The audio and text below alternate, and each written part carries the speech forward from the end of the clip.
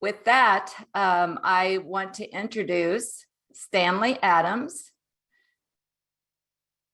There we go, Stanley. And there you go. Okay, and Stanley is the Director of Broadband Development for the Kansas Department of Commerce. And he's going to be talking about the efforts that their department have made, that Kansas has made, and the accomplishments we've made. And then furthermore, what local communities can do to get in line to be part of this expansion. Stanley, thanks for joining us today.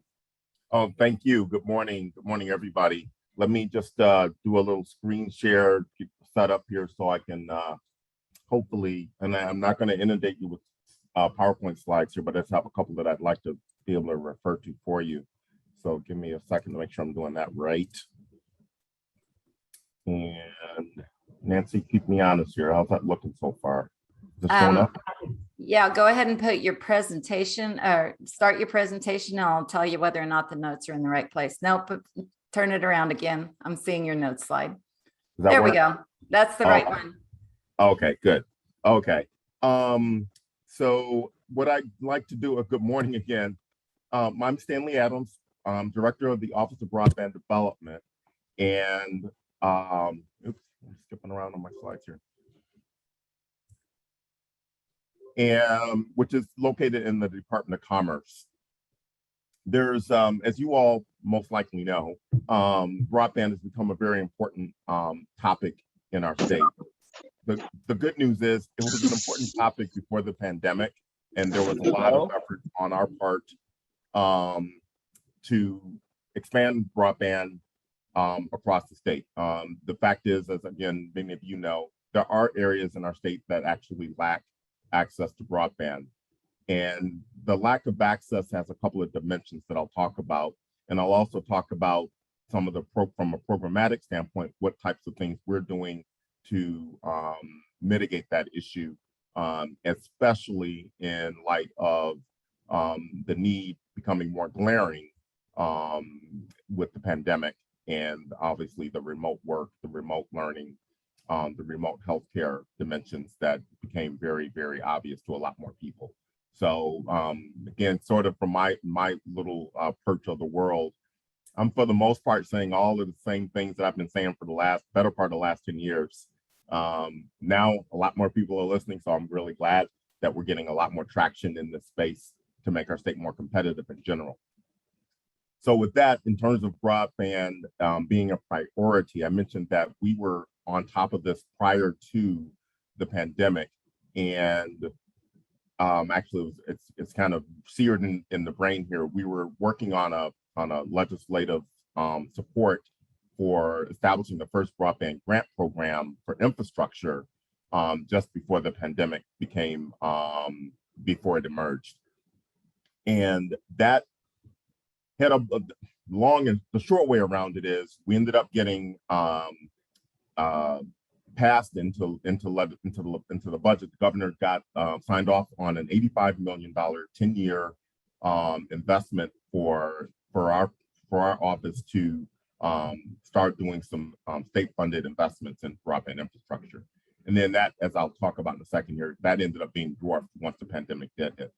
But what I wanted to highlight, just kind of in terms of priority, how we're thinking about things, this broadband issue is a priority for us. And what you see here is kind of strategically how we're trying to think about things. So we have something of a compass.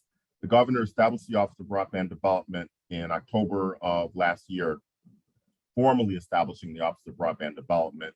And in that executive order lays out a long list of things that really codifies what we need to do in terms of making sure that all Kansans have connectivity. And you see this recurring theme from the executive order to the governor's framework for growth, which talks about economic development. I mentioned that my office is in the Commerce Department. And we also, that led us to working through a formal strategy coming out of our initial pandemic response. We worked with our consultants to formalize a strategic direction, which I'll touch on here today. It's kind of a sneak peek is what you're going to get here because it's not been formally introduced, but I wanted to share with you at least how we're thinking about it because how we're thinking about it translates into local communities and how we encourage you to think about it, because that's going to be how you can access the resources and funding that we expect to be making available in the near term. Here is just a little bit of a timeline, again, just to paint the broad stroke picture of where we are and what we've been up to. And I just touched on some of it. There was a broadband task force driven by the legislature. Again, you see really am proud to distinguish that we were working on this issue pre-COVID. And I worked with that task force and with the governor's office to make sure that we were getting ourselves configured. And then here, these are going across from left to right, not to go into the weeds on it, but what the takeaways are. For example, you see in August, there were, in September, we had 2 pandemic response grant programs, 10 million and 50 million respectively. And let me pause here to highlight something that we really stress and will continue to stress. Nancy and I were touching on this at the beginning before the call. You see the BPAC, this Broadband Partnership Adoption Grant Program, and CERG, CERG, that's the Connectivity Emergency Response Program. Well, this goes to construct access to infrastructure is the $50 million. That's the most expensive piece, is actually deployment. But the key here is that we also set aside focused attention and funding for the accessibility piece of it, the adoption and affordability. What is now we're generally referring to that digital equity and inclusion. But even in the pandemic response and a hurry up timing, we were able to put some focus on both of those areas in order to drive the ultimate impact. I think, and then one other thing here to highlight, the acceleration grant program, that's active. We're about to announce another availability. I can touch on this at the end in terms of things that you should be thinking about doing. There is a funding opportunity coming up right now that we have round 2 of a broadband acceleration grant program. And then the last thing on here, kind of this is a tease. So the NTIA BIP, that's the broadband infrastructure program. That was a $300 million funding opportunity nationwide. And you see the 13 million, that's what the state of Kansas application. We put in an application for $13 million for different projects. There were a total of 7 projects across the state. Interestingly, this was actually a very small funding opportunity. We don't know what we're going to get yet, but we definitely wouldn't ask for our fair share of it. That was a very competitive because of relative small dollar amount, and all states got to apply. In fact, you didn't have to be a state to apply, but states were encouraged to submit applications, which we did. We'll hear about that coming up at the end of this month. We'll find out about that. But I say that simply to say what that really means is that on not only that, but there are much larger opportunities coming up, which is why I'm really glad and timely that we're having a conversation about this, because what's going on is there's a pipeline of funding that's coming through, and I can touch on that and answer any questions you may have on it. But we're pretty confident that there will be additional funding opportunities specific to Kansas, where it won't necessarily be as competitive as this NTIA BIP program was. So that's a little bit of a highlight, kind of big picture of what our priorities are and how we got to where we are today. And I mentioned our broadband strategy. A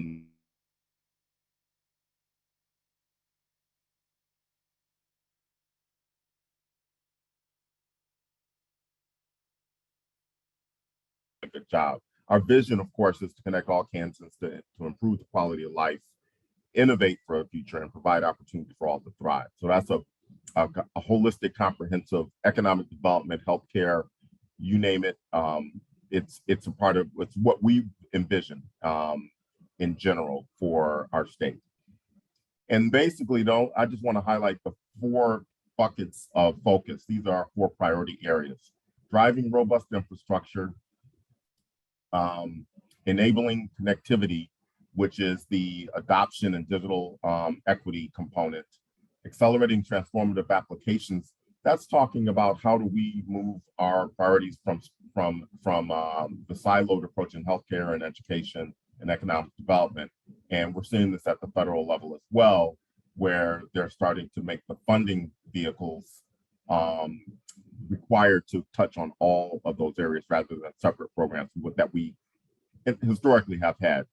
And then lastly is talking about establishing our state as a leader and making sure that we have the capacity and the data, the analytical capability to understand and manage the funding that we know is coming down the pipe. I want to touch on just kind of the nature of the problem in our state. And it's real.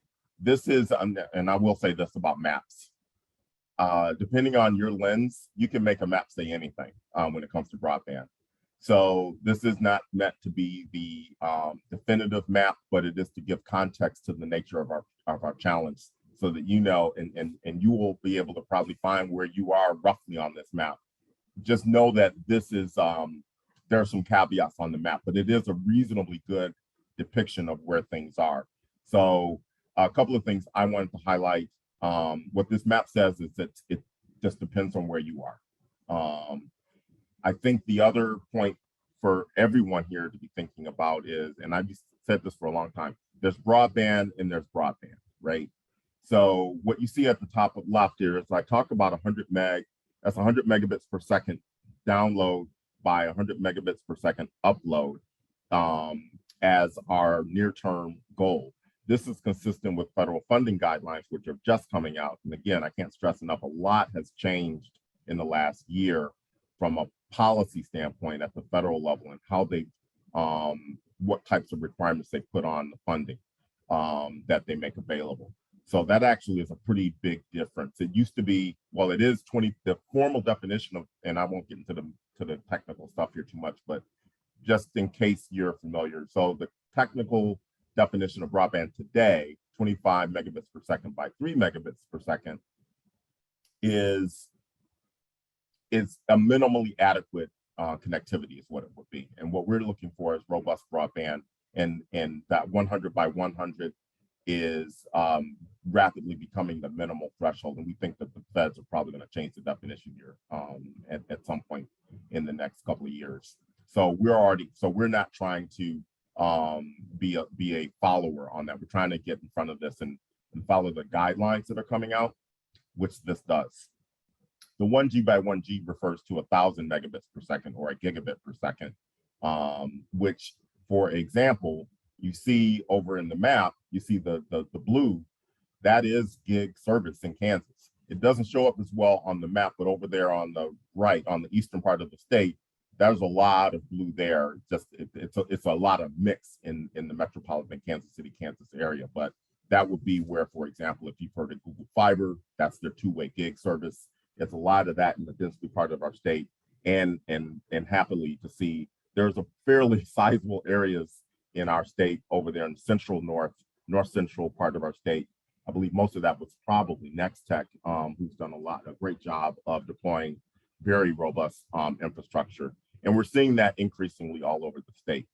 But nonetheless, you see that there's some areas where, if you look at the legend, at least 10 megabits per second down by 1 megabit per second up, there's a lot of that. And that's obviously less populated parts of our state where the business case has perennially not been able to support an operator deploying networks and providing service in there, and which is where we come in. So a lot of our projects are focused on trying to get some of those areas filled out so that this map looks a lot better. We're not saying everybody has to have a gig, but that is where industry is going. So we try to encourage the same thing. I think that's the high points there. I'm happy to take questions about it. What we're going to do, what we plan to do, and I'll touch on a couple of the funding mechanisms here in just a second. What I think is most important is for you all to be thinking about, and what we're trying to think about is really engaging with local communities to identify and plan for opportunities to solve or close the digital divide. We recognize that it's, so what you've heard me say is we recognize it's an issue. There are a lot of things we can do. So part of my planning is to be very deliberative and intentional about stakeholder engagement. So this is one of the things that we expect to be able to do as we start to get funding. Right now I'm a staff of two. There are two Stanleys in broadband for Kansas. is Stanley Adams and Melinda Stanley. So we're trying to develop a lot more robust examples, a lot more robust engagement. And I wanted to provide some examples to you of the types of things that you can be doing based on what we're seeing already. So, and I'll touch on the funding mechanisms, but there are funding mechanisms. The key is for local communities to be prepared when the funding announcements come out so that you can submit applications. This could be the local community and or the service provider. We generally want service providers to be in partnership with local communities so that we know that the funding that we push through is going where it's actually needed for the community. So we think that's really important, and we can help facilitate those conversations as needed. We had a couple of counties right now that, you know, I mentioned that NTIA broadband infrastructure program.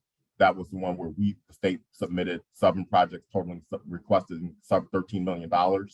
Well, there were several applicants. Part of our application were several projects where counties at the county level reached out to service providers throughout the county and local communities, and they got together and said, what is it going to take to get our entire county filled out, connected?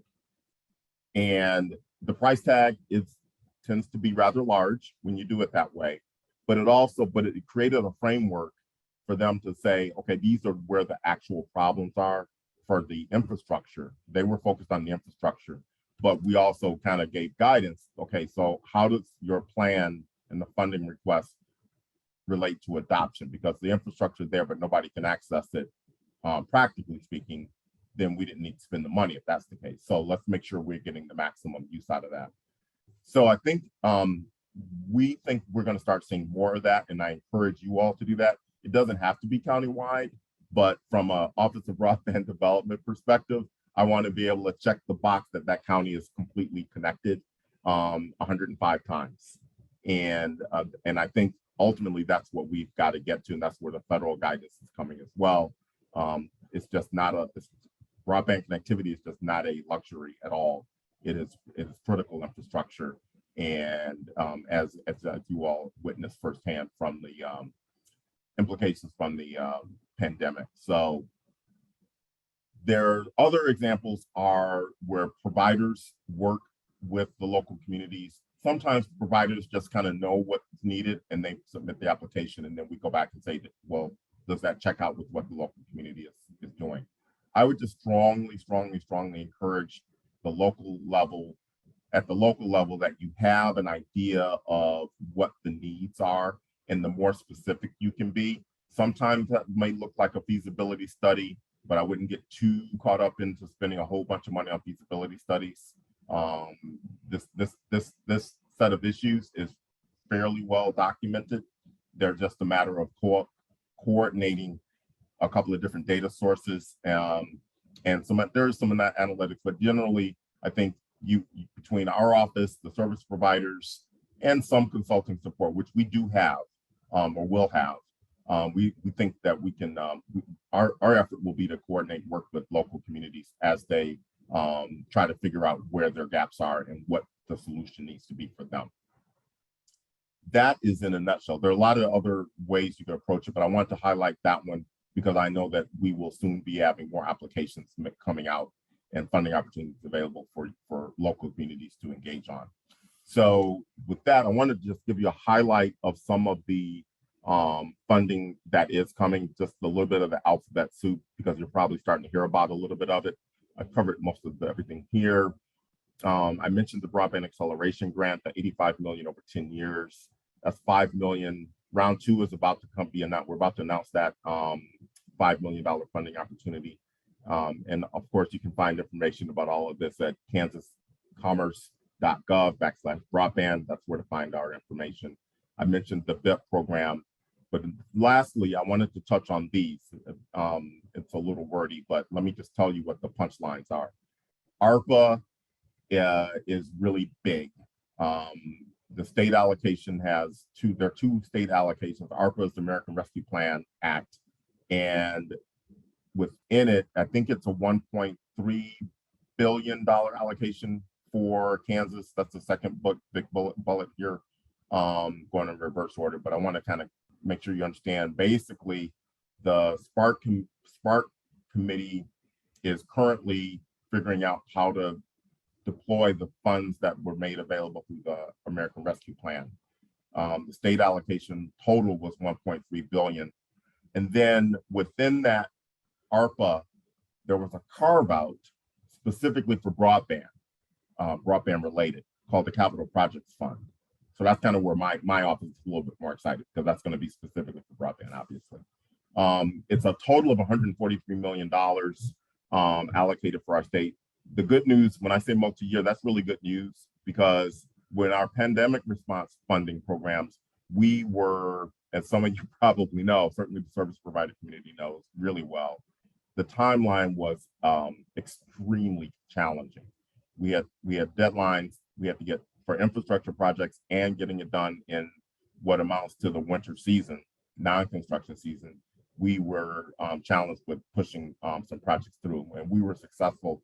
In total, there were over 60 infrastructure projects that we did. So the good news is, once we get the funding for the Capital Projects Fund, we will have a longer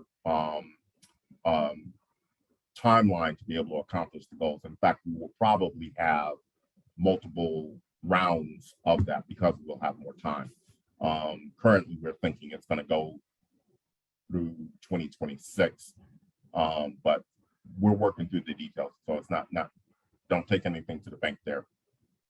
But the Capital Projects Fund, consistent with what I highlighted earlier and the strategic direction that we've taken, that Capital Projects Fund also covers broadband infrastructure. It covers digital connectivity, which is for us, for our purposes, that's the digital equity and adoption. And it also includes a new area, multi-purpose facilities. That's a little tricky, because it's, and we're still absorbing the guidance that's coming out on it. But what that means at the local level is, not only should you be thinking about infrastructure and digital equity, but there are some potential opportunities for, if you've got a need for an education or health facility, that there might be potential funding available. Now, I highlight in red here because I've already picked out that there's a real big caveat on that funding opportunity, that the multi-purpose facilities, those need to be jointly and directly related to enabling all three of the items I list here, right? All three of these have to be true. So this is not a funding opportunity to build a school, or to build a hospital, or to build an office building. The guidance is really clear that there are some unique circumstances where it makes sense, and they wanted to make the funding opportunity available for those circumstances. And we'll work with you to figure out what the eligibility requirements are. But generally, the main thrust from our perspective is going to be on the deployment of infrastructure, robust infrastructure, and the constructive access, affordability, digital equity, to make sure we're driving impact. There are a litany of other funding opportunities. I list a couple of them here. Tribal, we're very engaged on the tribal front as well. And the Connecting Minority Tribal Fund application has already been submitted. Connecting Minority Communities Fund is due at the end of this month. We're working with several prospective applicants to support their applications to the feds for those funds that we're not personally, that our office is not administering. And then there are yet others. And I wanted to highlight, because some of you may have heard of the USDA Reconnect grant program. That one's, again, another pre-pandemic funding opportunity administered by the USDA. The news there is that, well, mixed news. The good news is they just announced major changes to their eligibility criteria. A lot of the rules have been made to conform with what I was talking about earlier. You know, encouraging supporting areas where there's not at least 100 by 20 megabits per second. That's a big deal when we're talking about rural communities. And so there's a lot more flexibility in their program compared to how they used to run it pre-pandemic. The the jury is still out. The big knock that we have heard about a lot here over the last couple of years is that the application process was cumbersome. And I haven't seen their new application process, so I don't know if it's still cumbersome or not. I know that they were working on it. So one of the things that we will always be available to do is to try to help streamline the process where we can and facilitate the conversation with our federal partners that's necessary.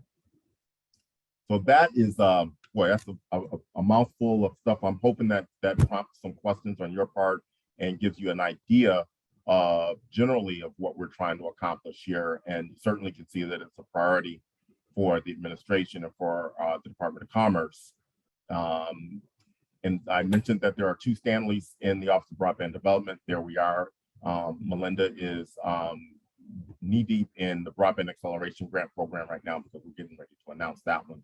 But Nancy, those are some of the highlights of what we've got going on. And I'm happy to take questions and look forward to continuing the conversation.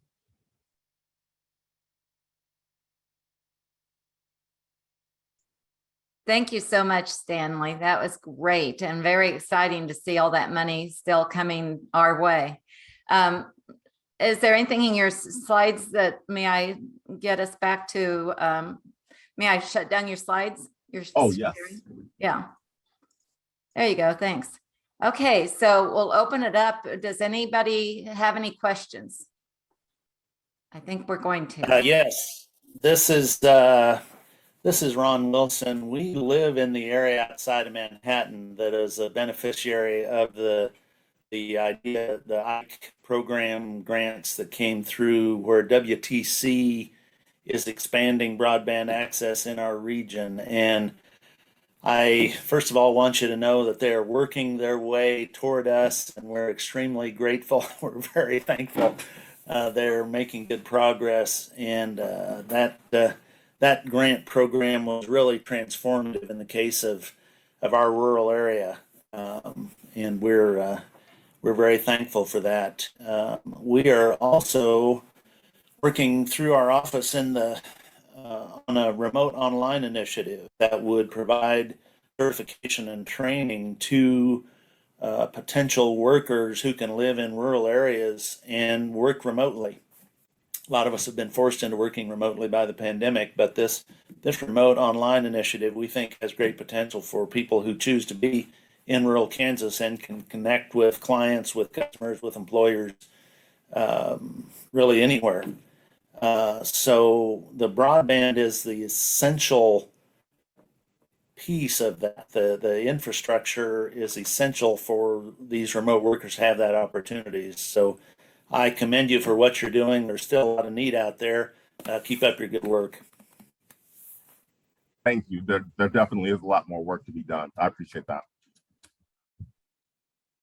I'm glad you shared about remote online certification, Ron. I think that's an exciting development too. What other questions do you have?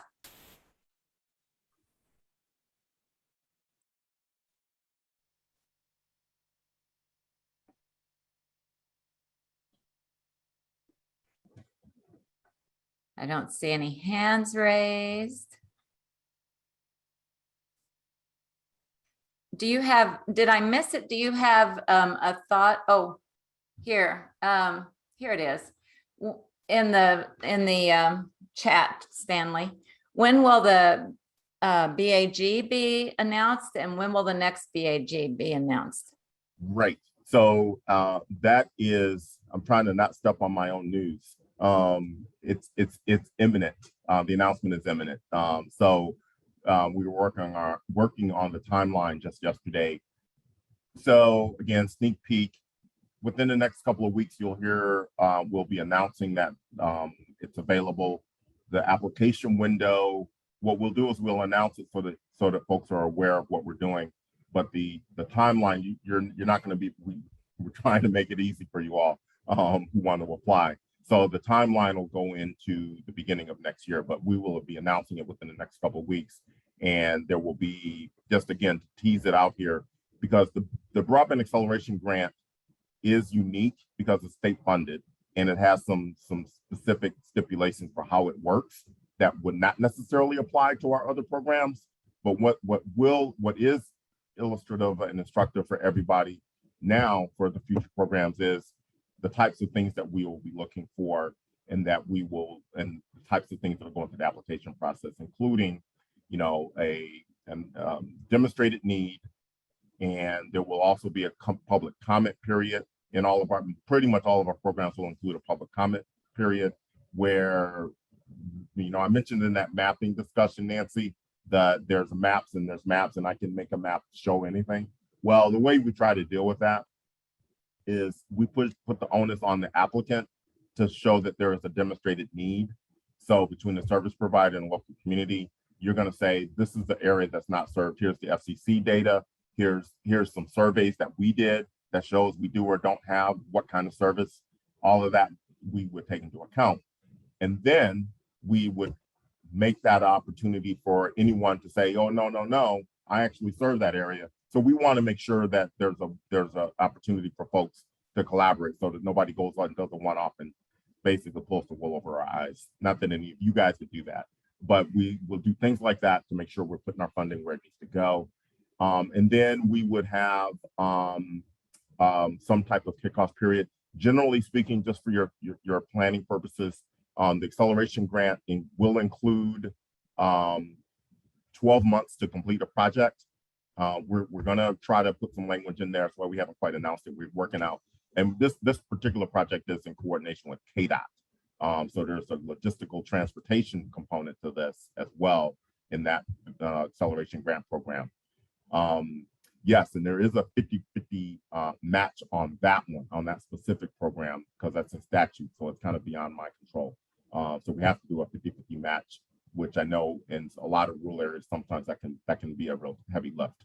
The good news is, again, like I said, there's some things that you can look at the acceleration grant and say that's going to be what you should expect in our other programs. That's an example where I don't envision us doing a 50-50. That 50% mark threshold is really high for what we're trying to accomplish. So the federal funds probably would be something less than that. That's probably all I should say until we get it nailed down. I got to get that stuff approved before I can get too far ahead of myself. And can county ARPA funds apply towards the 50-50 match? On the acceleration grant, they can't.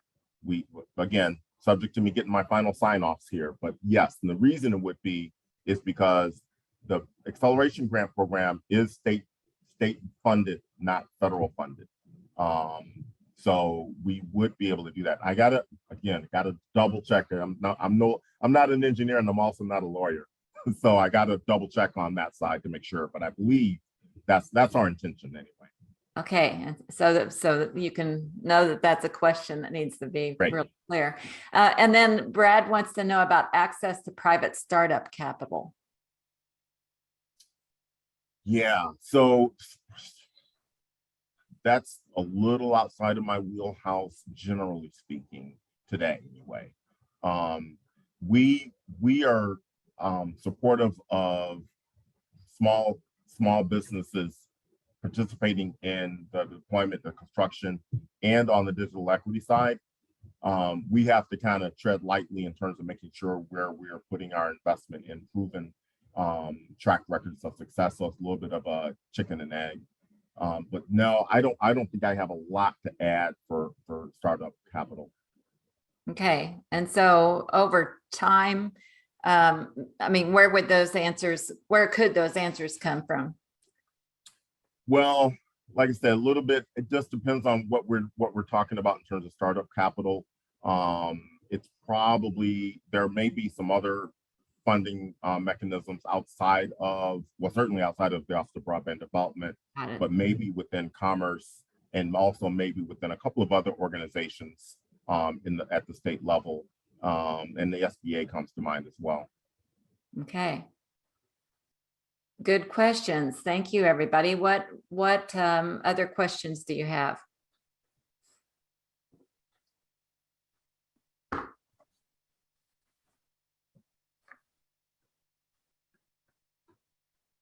I was just looking over here to see if I missed any on the chat. Yeah. I don't see any other questions. Nancy, this is Jenny Latsky. Yes. Mr. Adams, is there an emphasis in the application process or the review of the applications on counties in the western half of the state versus counties in the eastern half of the state? You know, that map, again, we can make maps look however we want to, but there is a large swath of our state that has a vast need, and specifically in ag country that desperately needs accessibility. Is there something? Is there some weighted towards Yes. Western Kansas? Right. So great question. Here's how we try to think about that. We don't say Eastern versus Western. Generally, we don't do it that way. What we do is our applications are going to any of our programs. So like I mentioned, there's multiple funding mechanisms coming. So, you know, there may be variances within them, but generally speaking, the demonstrated need is key. So to your example, Western Kansas, the demonstrated need is probably going to be a little bit easier to make because we already know that there's a lot of issues there. So we just got to show that there's good amount of data that supports it, accessible data that supports it. The other thing we would be doing is, well, there were a couple of thoughts here, but generally it's going to be, we try to make sure that we provide the opportunity for any place that has demonstrated need. The kind of caveat for one of the challenges why you maybe haven't seen more progress already, because we were a little surprised with our first round of the acceleration grant program and with our pandemic response program to a lesser extent, because that was a hurry up deal. But what tends to happen, that's why I really want to stress, working with your service providers is really key in those type of areas, because you can have a need, but nobody wants to operate the network where you are. At the end of the day, it's a brutal reality, because the population is so small. Even, and I've heard this from some of our service providers, even if I pay for the whole network in that area, they still have operating costs, right? They still have to serve and maintain that network. And if there are so few people, that's a question for the private sector, right? And we don't provide funding for operating costs. We just aren't at the point where we have the funds to do that in the first place. So so the good news is we definitely weight according to the rurality of an area, the economic distress of an area, right? And obviously that there's a demonstrated need that is not already served, or if it is served, it's served with very unreliable service. The other kind of piece to think about is just, you know, why it's so important to be actively engaged and start having the conversations, work with the service providers to see and sometimes you may have to, you know, think big, be creative about who you're approaching. We can help with that a little bit, of course. And then I wanted to lastly just refer back to something I mentioned, right? The whole kind of our thinking, the attractiveness of a countywide solution, right? Because what you can do in Western Kansas and in other parts of Kansas is there's typically a couple of parts of a county that are more or less populated and the rest of the county isn't, right? But if you have a countywide solution and you can construct the financials such that you make funding available, if every place is going to get covered, we can provide the funding. But if you're going to cherry pick just the area where the most of all of the people are, you're still leaving those other folks behind. Well, that's where we can try to influence to drive the full connectivity. It's a real challenge, which is why we're even, you know, why there is an Office of Broadband Development. That really helps. That was well described. I could understand that perfectly. So there's two questions here, and I think they're related. Paul asks, is there a specific clearinghouse for this information? And Leah asks, is there a place to get on the list as the main broadband county contact for future information? So, and on our website is go to our website. Of course, if you have internet, that's not working out too good. But that's why we love libraries. I kid you not. So I'm a biggest fan of libraries because that at least provides a place to go. So communicate with us through our website. On our website, kansascommerce.gov/broadband, is going to be where we try to communicate what we have. We are starting to build a contact list. I have a contact list primarily of service providers, but we're starting to do a little bit more as we, as I mentioned, our office is starting to fill out in terms of standing the programs up. And I'm hoping to get some additional staffing support because I'm dying over here. But we're working on having we just started a newsletter, and you can simply send me an email. Be careful what I wish for here, but send me an email. I'll do it. I'll add it to the list to get the newsletter. You can do it on our website as well. And I don't have it off the top of my head where exactly to click to, but I can get that to you if you email me. I'll tell you what, Stanley, probably an efficient way to do that is I'll try to include that information when I send out the recording to this call so that we can get it out in more than one way. So we'll want the sign up place and any access to information. So that's wonderful. Those are excellent questions. Ron Wilson points out that,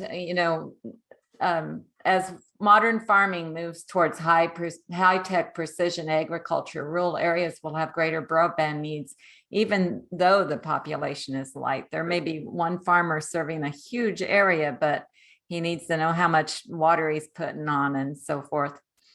So I'm sure that's a huge point, actually. Great comment. All right. So I don't see any other questions. I will start out Stanley, thank you, Mr. Adams. I really appreciate what you've told us today, and very clear and understandable. Hope you get a whole lot of hits, more people getting downloads for the access to this information. And if you could put your Kansas Commerce /broadband into the chat, that would be helpful. And I will start the sharing by following the same model that we are still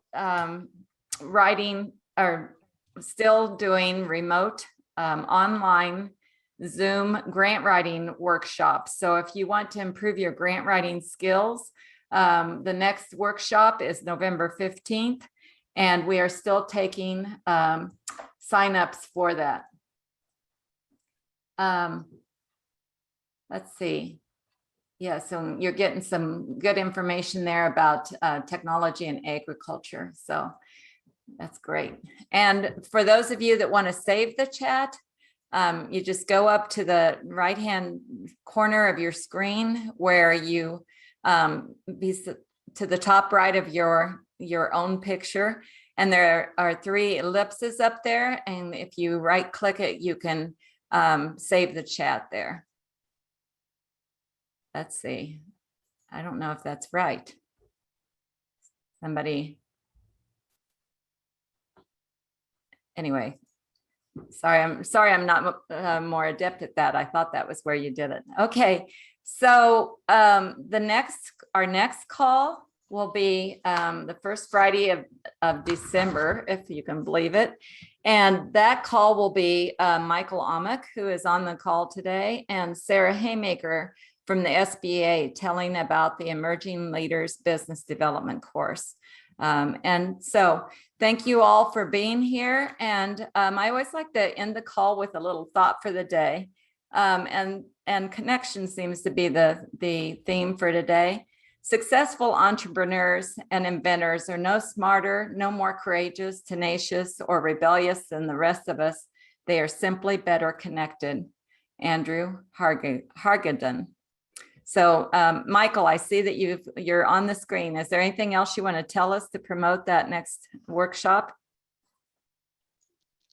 Yeah, it'll be an overview of a statewide program that we have for existing small businesses, business owners that are interested in scaling up their business. And so it's a free, it's free financially to participate, but it is a bit of an investment with time and effort for each of the business owners in the program to develop a strategic plan to grow their business over the next 3 to 5 years.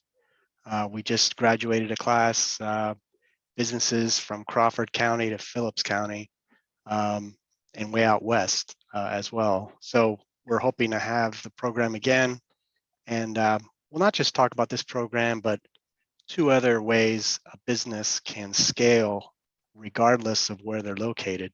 And that's through exporting and government contracting, whether it's state, local, or federal. And so I think we'll touch a bit on that as well.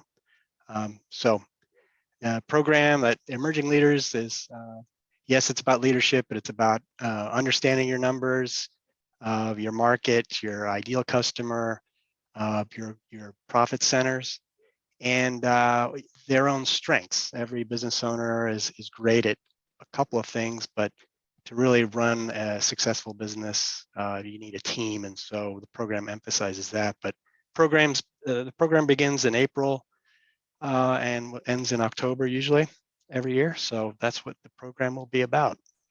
Thank you. Thank you, Michael. That's exciting. That puts a lot more meat to the bones. Thank you. And I put in the chat too, we have a lineup of programs going forward. They're on K-State Research and Extension's events page. And we are programmed up through July, but I don't think I have them all posted there yet, but they will be soon. So thank you all for joining us, and make it a great Kansas Day.